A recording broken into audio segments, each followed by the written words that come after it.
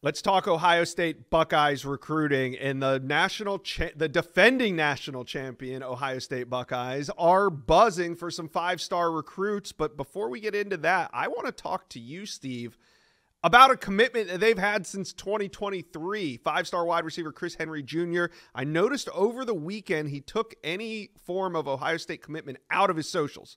He still has the commitment graphic up, but I do believe he's deleted some photos on Instagram and Twitter as well. So how do you consider his commitment to Ohio State? I haven't been able to ask you this question yet in the 2026 cycle officially. So I just want to ask you, where do you consider Chris Henry's commitment with Ohio State?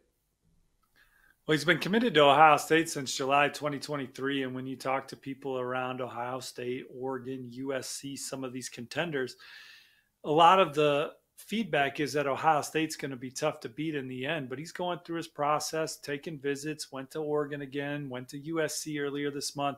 We'll take an official to those two programs and Miami.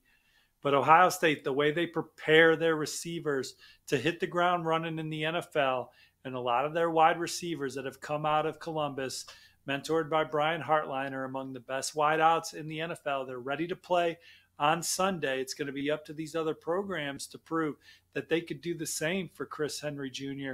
So Ohio State, they get the last official visit the weekend of June 20th as well. I think everybody else is fighting uphill right now.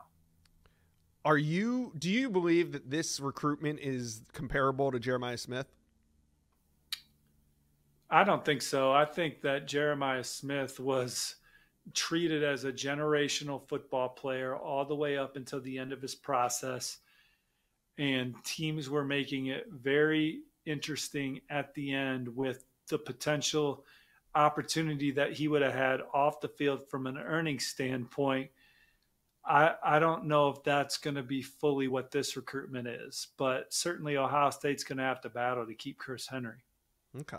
All right, so let's move from Chris Henry Jr. to Jackson Cantwell, the five-star offensive tackle. How important is Cantwell to Ohio State this cycle after missing on Jordan Seaton 2 years ago and then David Sanders last cycle? Well, Ohio State had one of the best offensive lines in college football this past year. It's one of the calling cards of their program. And they want to hit big at that position this cycle. Obviously, they've had some changes. Justin Fry went to the NFL.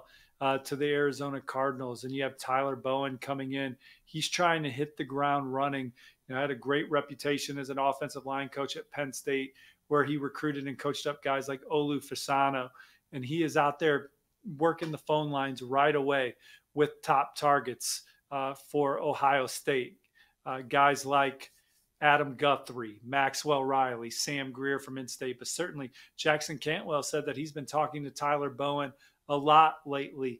There's not one offensive line recruit that's going to make or break this Buckeyes recruiting class, but certainly landing capable, high-end, high-potential guys will continue to be crucial for Ohio State in this class, so they won't have to lean on the transfer portal and they can continue to develop guys within their program. All right, last question before we get out of this Ohio State segment. What are the Buckeyes doing at quarterback this cycle? They do not have a commitment at the position yet. Well, I think a guy that's really starting to rise up the board for them is Bo Bentley out of Salina, Texas. He was a big riser for us in the latest On3 player rankings, moving up into the top 50. And he's got a visit to Ohio State set for March 19th.